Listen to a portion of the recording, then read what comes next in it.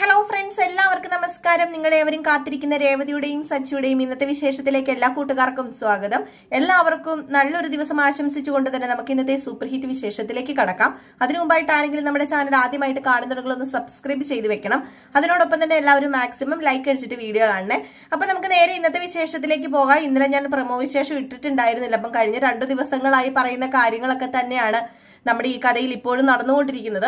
അപ്പൊ അതുകൊണ്ടാണ് കേട്ടോ ഞാൻ വീണ്ടും പ്രമോ പറഞ്ഞ് ആവർത്തിക്കണ്ട എന്ന് ഓർത്താണ്. എപ്പോഴും ഇതൊരു ആവർത്തന വിരസത പോലെ ആയി പോകൂലേ. അപ്പൊ അതുകൊണ്ടാണ് കേട്ടോ ഞാൻ അങ്ങനെ ആവർത്തിച്ച് പറയാത്തത്. ഏതായാലും നമ്മൾ എന്നും ഫുൾ വിശേഷം ഇടുന്നതാണ്. അപ്പൊ നമുക്ക് ഇന്നത്തെ വിശേഷത്തിലേക്ക് തന്നെ കിടക്കാം അല്ലെ. അങ്ങനെ തുടങ്ങുമ്പോൾ തന്നെ നമ്മുടെ ചന്ദ്രനെയാണ് കാണിക്കുന്നത്. ചന്ദ്ര ഭയങ്കര വിഷമത്തോടു കൂടി തന്നെ നിൽക്കുകയാണ്. ഏതായാലും ഇത്രയ്ക്കും വിഷമമുള്ള ചന്ദ്രയുടെ മുഖം നമ്മൾ ഇതുവരെ കണ്ടിട്ടില്ല. എന്നിരുന്നാലും ഭർത്താവാണല്ലോ, ആ ഒരു സങ്കടം കാണൂല്ലോ. ഇതുവരെ നമ്മുടെ രവീന്ദ്രൻ പോലീസ് സ്റ്റേഷനിൽ കയറിയിട്ടൊന്നുമില്ല. അങ്ങനെ സങ്കടത്തോടു കൂടി തന്നെ ഇറങ്ങി പോവുകയാണ് വെളിയിലേക്ക്. അപ്പൊ അകത്താണ് നമ്മുടെ രവീന്ദ്രൻ ഇരിക്കുന്നത്. ഇതിനിടയിലാണെങ്കിൽ രേവതി സച്ചിനെ വിളിക്കുകയും കാര്യങ്ങൾ അറിയിക്കുകയൊക്കെ ചെയ്തു. അങ്ങനെ രേവതി എത്തുകയാണ് കേട്ടോ. അപ്പൊ രേവതി ഓടിയെത്തിയിട്ട് നേരെ ലോക്കപ്പിലേക്ക് ചെല്ലുകയാണ്. ലോക്കപ്പിലേക്കല്ല, നേരെ അങ്ങോട്ടേക്ക് ചെല്ലുകയാണ്, പോലീസ് സ്റ്റേഷനിലേക്ക്. അവിടെ ചെന്ന് കഴിഞ്ഞപ്പോഴത്തേക്ക് രവീന്ദ്രൻ ഇങ്ങനെ ഇരിക്കുന്ന കണ്ടത്. അങ്ങനെ രേവതി ചോദിച്ചു, എന്താ പറ്റിയത്, എന്താ അച്ഛാ ഇതെന്ന് ചോദിച്ചപ്പോഴത്തേക്കും ഒന്നും രവീന്ദ്രൻ മിണ്ടുന്നില്ല. രവീന്ദ്രൻ ഒന്നും പറയാനില്ല, മറുപടി ഒന്നും പറയാനില്ല. അപ്പം പോലീസുകാരോട് രേവതി പറഞ്ഞു, എന്റെ അച്ഛൻ വെറും പാവമാണ്, പഞ്ചപാവമാണ്, ഒരിക്കലും അദ്ദേഹം തെറ്റൊന്നും ചെയ്യില്ല. നിങ്ങൾക്ക് അറിയില്ല ഇദ്ദേഹത്തിനെ കുറിച്ച്, ഇദ്ദേഹം വലിയൊരു മനുഷ്യൻ തന്നെയാണ്. എനിക്ക് ദൈവത്തിന്റെ സ്ഥാനത്ത്, എന്റെ വീട്ടുകാർക്കും എനിക്കൊക്കെ ദൈവത്തിന്റെ സ്ഥാനത്താണ് ഇദ്ദേഹം. ഒരിക്കലും ഇദ്ദേഹം ഒരു പാപവും ഒരു തെറ്റും ചെയ്തില്ല. പ്ലീസ് സാർ, ഇറക്കി വിട് സാർ എന്ന് പറഞ്ഞപ്പോഴത്തേക്കും അവിടെ നിന്നൊരു കോൺസ്റ്റബിൾ പറയുകയാണ്, ഹേയ് അങ്ങനെ ഇറക്കി വിടാനൊന്നും പറ്റില്ല, ഇത് കേസായിട്ട് പോയേക്കുന്നതാണ്, അതുകൊണ്ട് പെട്ടെന്ന് ഇറക്കി വിടാനൊന്നും പറ്റില്ല. ഇയാളുടെ മകൻ എപ്പോൾ ഇവിടെ തിരിച്ചെത്തുന്നോ അപ്പൊ മാത്രമേ വിടാൻ പറ്റത്തുള്ളൂ, അല്ലാതെ വെറുതെ അങ്ങനെ വിട്ടയക്കാനൊന്നും പറ്റത്തില്ലെന്ന് പറഞ്ഞു. ഇത് കേട്ടൊന്നും രേവതി ഭയങ്കര എന്താ പറയുക, ഇമോഷണൽ ആയിപ്പോയി. രേവതി രവീന്ദ്രന്റെ അടുത്ത് പോയി നിന്നിങ്ങനെ പൊട്ടിക്കരയാണ് കേട്ടോ. അങ്ങനെയാണ് പെട്ടെന്ന് നമ്മുടെ രേവതിക്ക് തോന്നിയത്, എങ്ങനെയെങ്കിലും ശ്രീകാന്തിനെയും വർഷേനെ ഇവിടെ കൊണ്ടെത്തിക്കാതെ ഇതിന് വേറൊരു നടപടിയില്ല. അപ്പൊ അതുകൊണ്ട് തന്നെ ഇതുവരെ അവരെ കണ്ടുമില്ല. വീട്ടില് വരുന്നു പറഞ്ഞു, വീട്ടിൽ ഇതുവരെ എത്തിയില്ല. നമ്മുടെ രേവതി തിരിച്ചു പോവുകയാണ്. തിരിച്ചു ചെന്ന് കഴിഞ്ഞപ്പോഴത്തേക്കും വീട്ടിലൊന്നും കാണുന്നില്ല. അപ്പോഴത്തേക്കും തന്നെ നമ്മുടെ ദേവുവിനെ വിളിച്ചു. ദേവു എത്തിയപ്പോഴത്തേക്കും എന്താ ചേച്ചി എന്ന് ചോദിച്ചപ്പോ, നീ കാരണം പ്രശ്നങ്ങൾ ഓരോന്ന് കൂടിക്കൊണ്ടിരിക്കുക, നിനക്ക് വല്ലതും അറിയണോ, പാവം എന്റെ അച്ഛന്.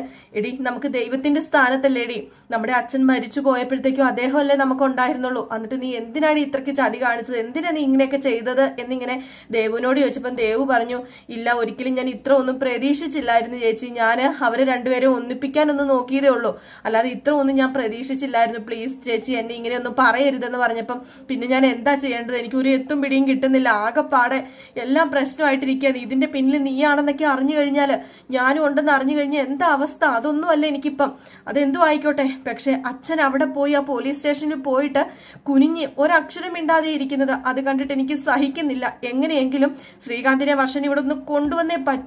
എവിടെയാ നീ പറ, അവരെങ്ങോട്ടാ പോയത്? അത് പിന്നെ ചേച്ചി എനിക്കറിയില്ല, ഞാൻ എങ്ങനെയാ, എന്നോട് അവരൊന്നും പറഞ്ഞില്ല, പിന്നെ നിന്നോട് അവരൊന്നും പറയാത്തത് എന്താ, ഇത്രയും ചെയ്തു കൊടുക്കാൻ നിന്റെ സഹായം വേണമായിരുന്നല്ലോ, അത് പിന്നെ ഇത്രയും വരെ എന്റെ സഹായം വേണമായിരുന്നു, അത് കഴിഞ്ഞ് കുറെ കൂട്ടുകാരൊക്കെ ഉണ്ടായിരുന്നു, അവരുടെ കൂടെയാ പോയത്, അവരിനി എന്താ എപ്പോഴാ എങ്ങനെയാ വരുന്നതെന്നൊന്നും അറിയില്ലല്ലോ എന്ന് പറയുകയാണ്. അപ്പോഴത്തേക്ക് നമ്മുടെ ദേവ് പറഞ്ഞു, എങ്കിൽ പിന്നെ സച്ചേട്ടനെ ഒന്ന് വിളിച്ചു പറ, നീ മിണ്ടാതിരുന്നോ, സച്ചേട്ടൻ വന്നു കഴിഞ്ഞാൽ എന്തായിരിക്കും അവസ്ഥ, അല്ലെങ്കിൽ ഞാൻ സച്ചേട്ടനെ വിളിച്ചിട്ടുണ്ട്, റേഞ്ച് ഇല്ലാത്തതുകൊണ്ട് കിട്ടുന്നുമില്ല, ഏതായാലും അദ്ദേഹം വരും, അദ്ദേഹം വരാതിരുന്നാൽ ശരിയാവില്ലല്ലോ, അദ്ദേഹം എങ്ങനെ ഇത് സഹിക്കും, ഇതിന്റെയൊക്കെ പിന്നിൽ ഞാനാണെന്ന് അറിഞ്ഞു കഴിഞ്ഞിട്ടുണ്ടെങ്കിൽ അദ്ദേഹത്തിന്റെ ജീവിതത്തിൽ നിന്ന് തന്നെ എന്നെ ഇറക്കി വിടും, നിനക്കറിയാമോ ദേവു എന്ന് പറഞ്ഞു. ഏതായാലും ദേവും രേവതിയും കൂടെ വീണ്ടും തിരിച്ചെത്തുകയാണ് കേട്ടോ, പോലീസ് സ്റ്റേഷനിലേക്ക് തിരിച്ചെത്തി. ഇതേ സമയം തന്നെ നമ്മുടെ രവീന്ദ്രനെ കേറി വീണ്ടും ചന്ദ്രയും ശ്രുതിയും ഒക്കെ കാണാൻ വേണ്ടി കേറി കഴിഞ്ഞപ്പോഴത്തേക്കും ശ്രുതി പറഞ്ഞു, ഇത്രയും നേരം ആയില്ലേ, ഇനിയെങ്കിലും ഇദ്ദേഹത്തെ ഒന്ന് വിടത്തില്ലേ, ഇദ്ദേഹം ഒരു വയസ്സായ ഒരാളല്ലേ, നിങ്ങൾ അതിന്റെ ഒരു ബഹുമാനമെങ്കിലും കൊടുക്കണ്ടേ, അതുമല്ല ഇദ്ദേഹം ഒരു ഗവൺമെന്റ് ഉദ്യോഗസ്ഥനല്ലായിരുന്നു, റിട്ടയർഡ് ആയെങ്കിലും അതിന്റെ ഒരു ബഹുമാനം നിങ്ങൾ കൊടുക്കണ്ടേ എന്ന് പറഞ്ഞപ്പോഴത്തേക്കും പോലീസുകാർക്ക് കലി വന്നിട്ടോ. ഇവന്മാർക്ക് ദേഷ്യം വന്നിട്ട് പോലീസുകാർ എന്ത് ചെയ്തു, ഓഹോ അത്രയ്ക്കായോ, അതെ ഇയാളെ ഞങ്ങൾ ഇവിടെ മര്യാദയ്ക്ക് ഇരുത്തിയേക്കല്ലേ, ഏതായാലും ഇയാൾ ചോദിച്ചിട്ടൊന്നിനും ആൻസർ പറയുന്നില്ല, ഇയാൾക്ക് ആ പെണ്ണിനെ കണ്ടില്ല, ആ പെണ്ണിനെ കിട്ടില്ല, കേൾക്കില്ല എന്നൊക്കെ ഇയാൾ പറയുന്നത്, ഇയാൾക്ക് ശരിയായിട്ടുള്ള ഒരു ആൻസർ തരാൻ ഇതുവരെ പറ്റിയിട്ടില്ല. ഏതായാലും അങ്ങനെ വിട്ടാൽ ശരിയാവില്ലല്ലോ, നിങ്ങളെ ലോക്കപ്പിലേക്ക് ഇടാൻ പോവാന്ന് പറഞ്ഞു. ചന്ദ്ര ഉടനെ കാറാൻ തുടങ്ങി. ചന്ദ്ര പറഞ്ഞു, ദൈവമേ എന്റെ ഈശ്വര, ഞാൻ എന്തൊക്കെയാ കാണുന്നത്. വേണ്ട സാറേ, ലോക്കപ്പിൽ ഇടല് സാറേ, ഒരിക്കലും ലോക്കപ്പിൽ ഇടല് സാറേ, എന്റെ ശ്രീകാന്ത് മോനെ അങ്ങനെയൊന്നും ചെയ്യില്ല സാറേ, എനിക്കറിയാം സാറേ എന്ന് പറഞ്ഞുകൊണ്ട് വീണ്ടും അങ്ങ് കരയാൻ. ഇപ്പൊ ശ്രുതി പറഞ്ഞു, അമ്മയൊന്നും മിണ്ടാതിരിക്കുന്നുണ്ടോ, ഇതെല്ലാം ശ്രീകാന്ത് ഒറ്റ ഒരുത്തൻ കാരണം, അവൻ കാരണം ഇപ്പൊ ഇതൊക്കെ സംഭവിച്ചത്. അവൻ എവിടെയാന്ന് ദൈവത്തിന് പോലും അറിയത്തില്ല, മിക്കവാറും ആ പെണ്ണിനെ കൊണ്ട് മുങ്ങിയതായിരിക്കും എന്ന് പറഞ്ഞു.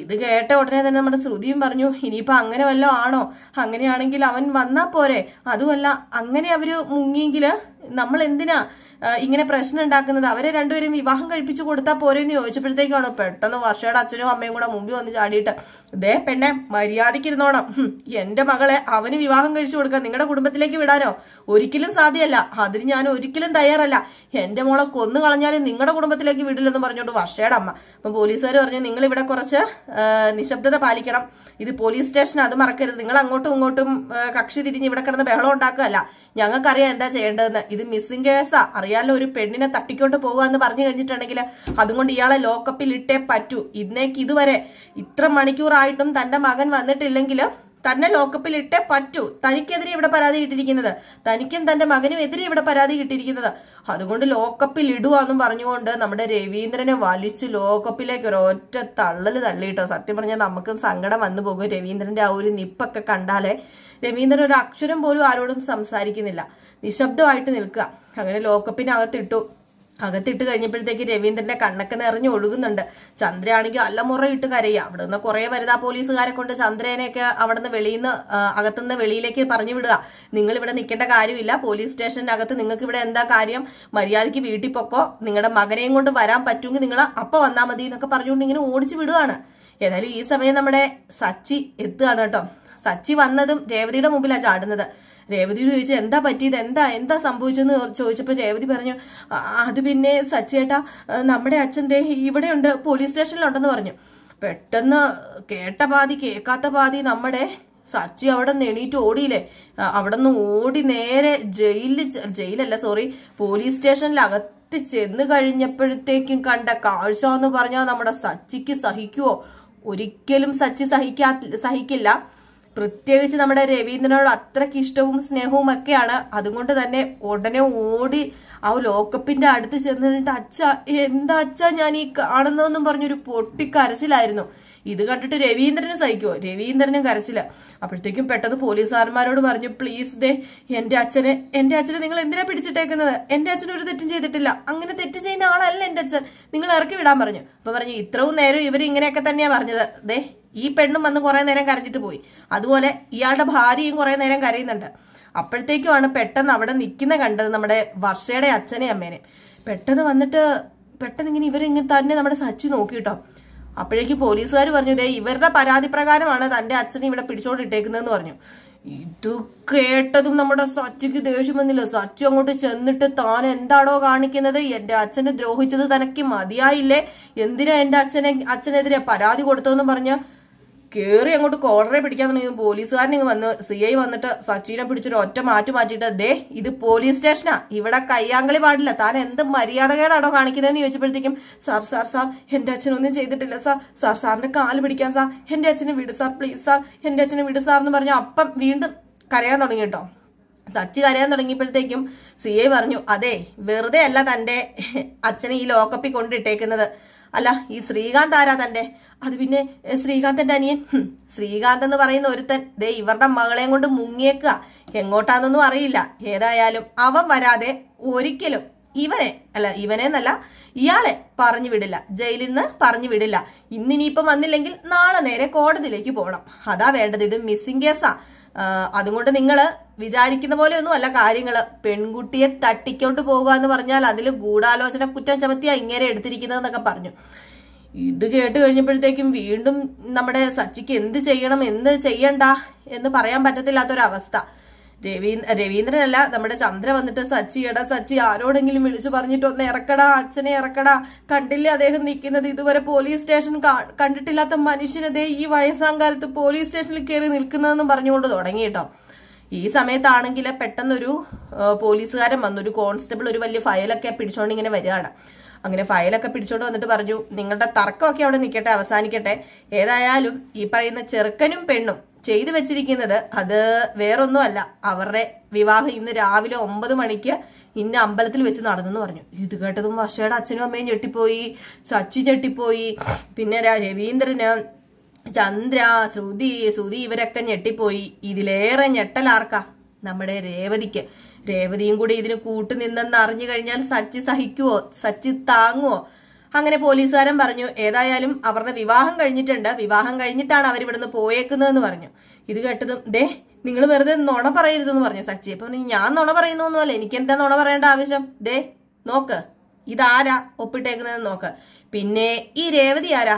രേവതിയാണ് സാക്ഷിയായിട്ട് ഈ കല്യാണത്തിന് ഒപ്പുവെച്ചിരിക്കുന്നതെന്ന്. ഇത് കേട്ടതും രേവതിയും ഞെട്ടിയില്ലേ? ദേവു അവിടെ ഉണ്ടായിരുന്നു, സച്ചി ഉണ്ടായിരുന്നു, എല്ലാവരും ഞെട്ടലാട്ടോ ഇന്നത്തെ എപ്പിസോഡ്. അങ്ങനെ ഞെട്ടിപ്പോയി, ഞെട്ടിത്തരിച്ചിങ്ങനെ നിൽക്കുക. അപ്പൊ രവീന്ദ്രനെ ഇങ്ങനെ എടുത്തെടുത്ത് സൂം ചെയ്ത് കാണിക്കുക. രവീന്ദ്രനെ അങ്ങ് വിശ്വസിക്കാൻ പറ്റുന്നില്ല. അപ്പോഴത്തേക്കും സച്ചി പറഞ്ഞു, നിങ്ങൾ എന്തിനാ ഇങ്ങനെയൊക്കെ സംസാരിക്കുന്നത്? എന്റെ ഭാര്യ ഒരിക്കലും അത് ചെയ്യില്ല, അത് എനിക്ക് ഉറപ്പാന്ന് പറഞ്ഞു. അപ്പൊ ചന്ദ്ര ഇങ്ങ് വന്നിട്ട്, എടി മറ്റവളെ, നീ എന്താടി കാണിച്ചത്? നീ വീട്ടിൽ കയറി വന്ന് എന്നെ വീട് മുടിഞ്ഞതാ, എന്നിട്ടിപ്പം എന്റെ ശ്രീകാന്തിനെ പിടിച്ച് വേറൊരുത്തിനെ കൊണ്ട് വിവാഹം കഴിപ്പിച്ചിരിക്കുന്നോ? എന്താടി ഞാൻ ഈ കേൾക്കുന്നത്? നീ എന്തിനാണ് ഈ കൊലച്ചതി ഞങ്ങളോട് ചെയ്തതെന്നും പറഞ്ഞുകൊണ്ട്. ഏതായാലും ഇതൊക്കെ പറഞ്ഞതും നമ്മുടെ രേവതി കമാന്നൊരക്ഷരം മിണ്ടുന്നില്ല. കരച്ചിലോ കരച്ചില്. സച്ചിക്കും ഡൗട്ട് അടിക്കാൻ തുടങ്ങി എന്തോ ഇതിലുണ്ടെന്ന്. അപ്പോഴാണ് പെട്ടെന്ന് ദേവ് പറഞ്ഞത്, ചേച്ചീനെ വഴക്ക് പറയരുത്, ഇതൊക്കെ ചെയ്തത് എന്ന് പറഞ്ഞപ്പോഴത്തേക്ക് രേവതി പെട്ടെന്ന് വാ പൊത്തിട്ടോ, ദേവുവിന്റെ വാ പൊത്തിയിട്ട് പറഞ്ഞു, മിണ്ടാതിരിക്കാൻ പറഞ്ഞു, നീ ഒന്നും സംസാരിക്കണം, നീ മിണ്ടാതിരിക്കാൻ പറഞ്ഞു. അപ്പോഴത്തേക്കും രേവതി പറഞ്ഞു, അത് പിന്നെ ഞാൻ ഒരിക്കലും മനഃപൂർവ്വം ഒപ്പിടാൻ പോയതൊന്നും അല്ലെന്ന് പറഞ്ഞപ്പോഴത്തേക്കും ചന്ദ്ര കുറെ വായി തോന്നൊക്കെ വിളിച്ചു പറഞ്ഞു കേട്ടോ. എങ്കിലും നിന്നെ അദ്ദേഹം എത്ര കരുതലായിട്ടാണ് നിന്നെ സ്നേഹിച്ചത്, നിന്നെ എത്രമാത്രം വിശ്വസിച്ചടി അദ്ദേഹം. എന്നെക്കാൾ കൂടുതൽ നിന്നെ സ്നേഹിച്ചില്ലടി, ഞാൻ പറയുന്ന വാക്കുകൾക്കാൾ കൂടുതൽ ഇദ്ദേഹം നിന്നെ വിശ്വസിച്ചില്ലടി എന്ന് പറഞ്ഞുകൊണ്ട് എണ്ണിപ്പിറക്കാൻ തുടങ്ങിയപ്പോഴത്തേക്കും നമ്മുടെ സച്ചു പറഞ്ഞു, ചന്ദ്രയോട് മാറി നിൽക്കാൻ പറഞ്ഞു. അടുത്തേക്ക് ചെന്നു, രേവതിയുടെ അടുത്തേക്ക് ചെന്നിട്ട്, ഞാൻ കേൾക്കണ സത്യമാണോ? ഇതിലാരാ ഒപ്പിട്ടത്? ഇതിലാരാ? രേവതി എന്ന് പറയുന്നത് നീയാണോ എന്ന് ചോദിച്ചതും, അത് പിന്നെ സച്ചേട്ടാ ഒപ്പിട്ടത് പറയാൻ പറഞ്ഞു. അപ്പോഴത്തേക്കും ഒപ്പിട്ടത് ഞാനാന്ന് പറയുന്നതിന് മുമ്പ് തന്നെ കാരണക്കുറ്റി നോക്കി നമ്മുടെ സച്ചു ഒരു പൊട്ടിയിലായിരുന്നു കേട്ടോ. രേവതിയുടെ കണ്ണിക്കൂടെ ഈച്ച പറക്കുന്നതിൽ കൂടുതൽ രേവതിയുടെ മനസ്സാണ് അവിടെ വേദനിച്ചത്. രേവതി കൈ ഇങ്ങനെ താങ്ങി പിടിച്ചിങ്ങനെ കുനിഞ്ഞു നിൽക്കുന്നതല്ലാതെ രേവതി ഒന്നും മിണ്ടുന്നില്ല. സച്ചി പറഞ്ഞു, ഇറങ്ങാൻ പറഞ്ഞു, മര്യാദയ്ക്ക് എന്റെ മുമ്പിൽ നിന്ന് പൊക്കെ, ഒരു നിമിഷം പോലും നീ എന്റെ മുമ്പിൽ നിൽക്കരുത്. നിന്ന് കഴിഞ്ഞിട്ടുണ്ടെങ്കിൽ ഇപ്പൊ എന്റെ അച്ഛൻ്റെ ലോക്കപ്പിലല്ല കിടക്കുന്നത്, നിന്നെ കൊന്നിട്ട് ഞാൻ ജയിലിൽ പോയി കിടക്കും, ഇറങ്ങടിന്ന് പറഞ്ഞ് നമ്മുടെ രേവതിനെ അവിടെ നിന്ന് ഒരൊറ്റ ഉന്തു കൊടുക്കുന്നു. രേവതി വെളിയിൽ ചെന്ന് വീഴുന്നു കേട്ടോ. വല്ലാത്തൊരവസ്ഥയാണ് നമ്മുടെ രേവതിക്ക് വരുന്നത്. ഇതെല്ലാത്തിനും കാരണം ശ്രീകാന്ത് ഒറ്റ ഒരുത്തരാണെന്ന് ഓർത്തോണം. ശ്രീകാന്ത് അതുപോലെ കന്നന്തിരിവാണ് നമ്മുടെ രേവതിയോട് കാണിച്ചിരിക്കുന്നത്.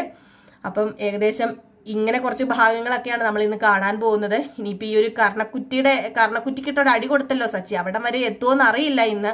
കാരണം നമുക്ക് വൈകിട്ട് കാണണമല്ലോ. ഇനിയിപ്പോൾ അവിടം വരെ എത്തണമെന്ന് അറിയണമെങ്കിൽ ചിലപ്പോൾ അവിടം വരെ പോകാൻ ചാൻസ് ഇല്ല, ചിലപ്പോൾ അവിടം വരെ കൊണ്ടുപോകില്ല. അതിനു മുമ്പായിട്ട് തന്നെ കഥ തീരും. കഥ കുറേ സ്ലോ ആയിട്ടാട്ടോ ഇപ്പം നമ്മുടെ കഥ പൊയ്ക്കൊണ്ടിരിക്കുന്നത്.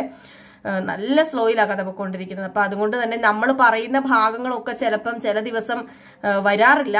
അത് ചിലപ്പോൾ 2 ദിവസം കഴിഞ്ഞ് അല്ലെങ്കിൽ 1 ദിവസം കഴിഞ്ഞാണ് വരാറുള്ളത്. അതുകൊണ്ടാണ് ഞാൻ നിങ്ങളുടെ മുമ്പിൽ പ്രമോയുമായിട്ട് എത്താത്തത് കേട്ടോ. പ്രമോയും പറഞ്ഞു, ഫുൾ വിശേഷവും ഒക്കെ പറയുമ്പോൾ ഇതെല്ലാം സെയിം ആയി പോവാണ്. അപ്പം നിങ്ങൾ എപ്പോഴും പറയുന്നത് റിപ്പീറ്റ് എപ്പോഴും ഈ ചിന്നു റിപ്പീറ്റ് ആണല്ലോ പറയുന്നതെന്ന് പറയും. നിങ്ങൾക്കതൊരു അസ്വസ്ഥതയാണ് കേൾക്കുമ്പം. അപ്പം അതെനിക്ക് എന്താ പറയുക, നിങ്ങൾക്ക് അസ്വസ്ഥതയാവുമ്പോഴത്തേക്കും അതെനിക്കും ബുദ്ധിമുട്ടാവുമല്ലോ. കമന്റ്സിലൊക്കെ നിങ്ങൾ പറയുന്നത് ഞാൻ കേൾക്കുന്നുണ്ട്. നമ്മളൊരു ആത്മാർത്ഥത കാണിച്ചിട്ടാണല്ലോ നമ്മൾ ഈ ഒരു കഥ പറയാനും അത്യാവശ്യം നമ്മൾ സത്യസന്ധമായിട്ട് പറയാൻ വേണ്ടി തന്നെയാണ്. ഞാൻ ഇതുവരെ നമ്മുടെ കഥയിൽ അതായത് നുണക്കഥയായിട്ട് നമ്മൾ ഇതുവരെ പറയുന്നില്ല. നടക്കാൻ പോകുന്ന സംഭവങ്ങളാണെങ്കിൽ പോലും നടക്കില്ലെങ്കിൽ, അതറിയത്തില്ലെങ്കിൽ നമ്മൾ നടക്കോ ഇല്ലയോ എന്ന് നമുക്കറിയില്ല എന്ന് തന്നെയാണ് പറയാറുള്ളത്. അപ്പൊ അതുകൊണ്ട് തന്നെ ഇതിപ്പോ ഇന്ന് എത്ര വരെ എത്തുന്ന അറിയില്ല. കാരണം കുറ്റിക്കിട്ടുള്ള അടിയൊക്കെ ഇന്ന് കിട്ടുമോന്നറിയില്ല. നമുക്ക് കാത്തിരുന്ന് തന്നെ കാണാല്ലേ. അപ്പൊ എല്ലാവരും കാത്തിരിക്കുക. ഇന്ന് വൈകിട്ട് നെക്സ്റ്റ് വീക്ക് പ്രമോയായിട്ടാ വരാൻ പോകുന്നത്. വലിയ വിശേഷമാണ് വരാൻ പോകുന്നത്. അതിലും അപ്പുറമാണ് നമ്മുടെ രേവതിയുടെ അവസ്ഥ. ഇനിയിപ്പം കുറച്ച് കഠിനകരമായിരിക്കും. ഏതായാലും നമുക്ക് കാത്തിരുന്ന് തന്നെ കാണാട്ടോ. അപ്പൊ ഞാൻ പറഞ്ഞു ബോറടിപ്പിക്കുന്നില്ല. ഇത് കഴിയുമ്പോഴത്തേക്ക് നമ്മുടെ നയനയുടെയും ആദർശിന്റെയും ഇന്നത്തെ ഫുൾ വിശേഷവുമായിട്ട് വരൂട്ടോ 7:30. അപ്പൊ അതും മിസ് ചെയ്ത് കളയാതെ കാണണേ.